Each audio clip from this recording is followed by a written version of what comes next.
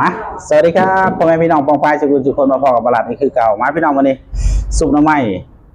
ซุปมะเขือไม่ได้ซุปกับกึ่ม กินกับส้มพี่น้องเนี่ยปลาคะนะครับบ้านประหลัดเอิญ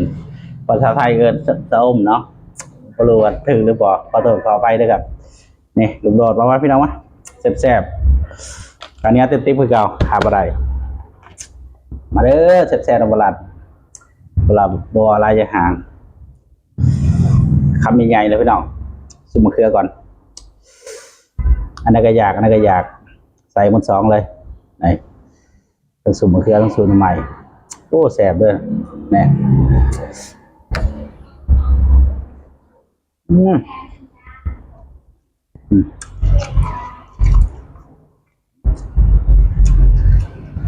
เกือบปลาคะ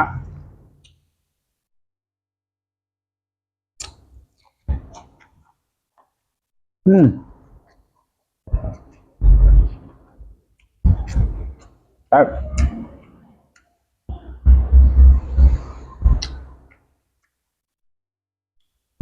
ชุดใหม่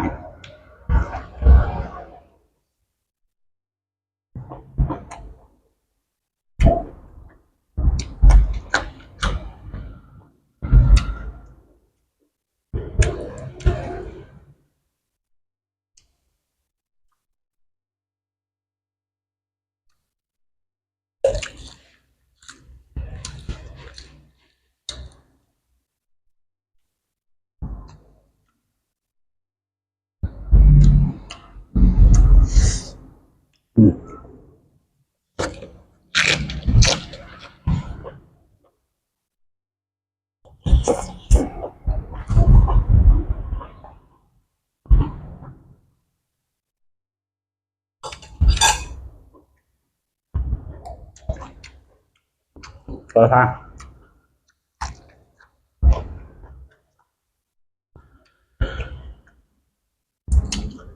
ครับ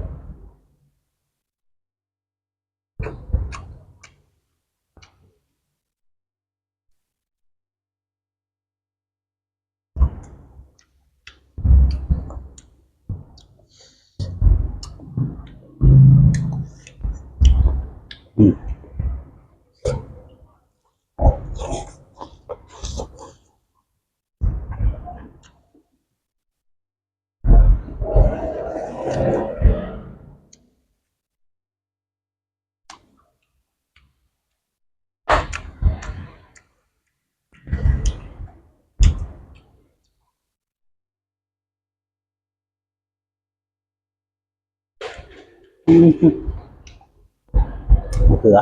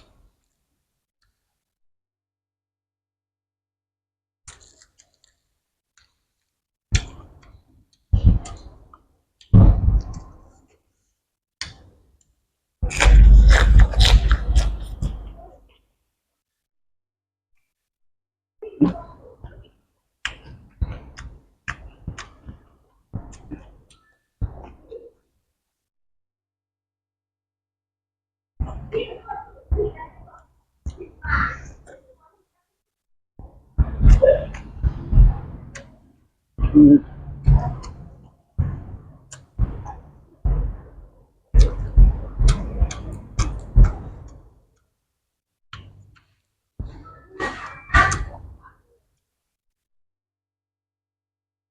าข้าวนอนแล้ว